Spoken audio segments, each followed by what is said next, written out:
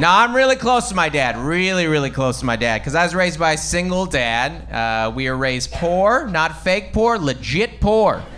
I hate when people act like they grew up poor, but you know them, so you know better. They're like, I grew up poor. You're like, you know how to ski.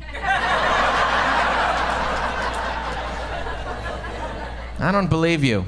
I was raised redneck. My dad is from this small little rural town in Oregon. If you don't know this about Oregon, as soon as you get outside of Portland, it gets super conservative, super rednecky, very fast. Like they fly Confederate flags and stuff, and you're like, I mean, Oregon wasn't in that war. I guess if you just don't have a home team, you just got to pick one, I guess.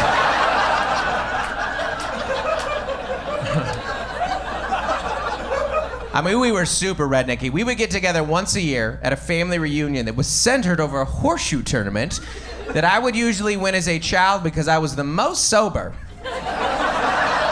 And of course, not sober, just the most sober, you know? My favorite thing, though, like about being raised redneck, there was challenges, though, because I wasn't raised in a redneck area. I was raised in Seattle, and Seattle is the opposite of redneck. Very progressive, very left, very liberal, you know. But you don't know your home's different until you start mixing groups. Mine was my first sleepover. My friends come over, and they're like, hey, Dustin, we're going to stay up late, and we're going to go in the bathroom, we'll look in the mirror, and we're going to say Bloody Mary 3 times. And Bloody Mary's going to come out at night. I'm a little second grader, like, no, Bloody Mary's come out in the morning, thank you.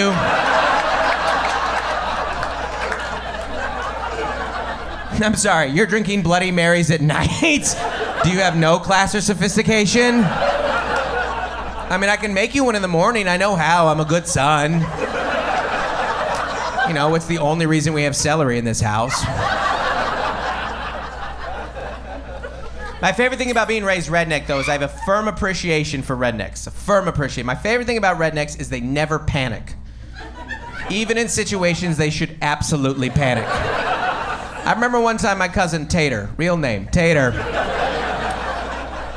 Tater crashed his brand new Dodge Ram into a tree because he was drunk driving, or as my family calls it, driving at night.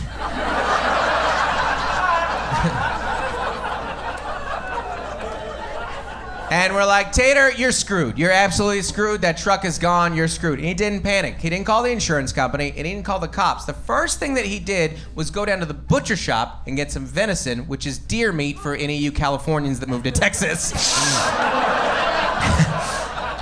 And he took the deer meat and he put it in the grill of his truck where there were dents, all right? And he took it, like broke off little pieces, the whole thing. Squeezed it out so there would be blood spots. Cut some hair off of his dog. Put those on the sticky blood spots. Then he called the insurance company and the cops said, no, I didn't hit a tree. I hit this deer that just came out of nowhere.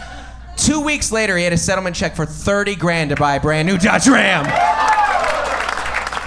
And I'm 11 years old going, why aren't they teaching this in the schools?